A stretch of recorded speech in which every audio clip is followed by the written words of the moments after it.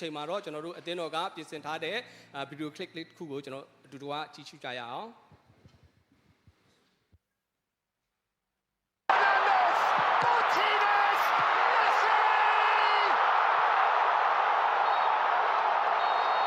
ကျွန်တော်တို့ဒီအရာကိုခဏလေးတွေးကြည့်အောင်ကစားသမား22ယောက်ကွင်းထဲမှာဘောလုံးကစားနေတာကိုပရိသတ်22,000ကျော်ကအားပေးနေတဲ့အပေါ်သိဘယ်လိုမြင်လဲ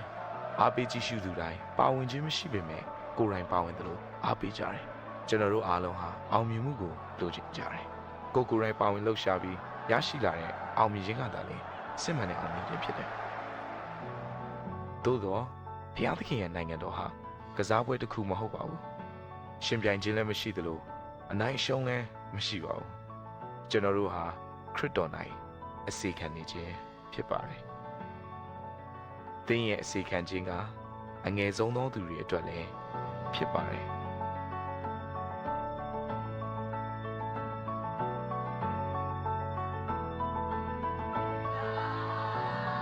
သင်နဲ့ကျွန်တော်ဟာသင်ငယ်တဲ့အမှုရာတွေမှာမတူညီတဲ့အရေးအချင်းတွေနဲ့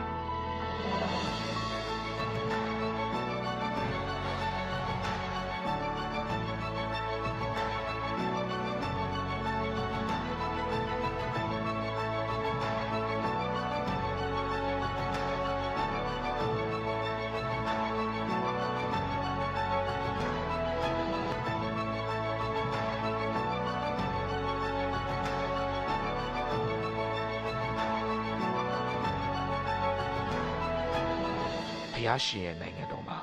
အတူတကွအမှုဆောင်ဖို့အရောက်ချင်းစီတိုင်းကိုဖိတ်ခေါ်ပါရယ်ဟာလေလုယာ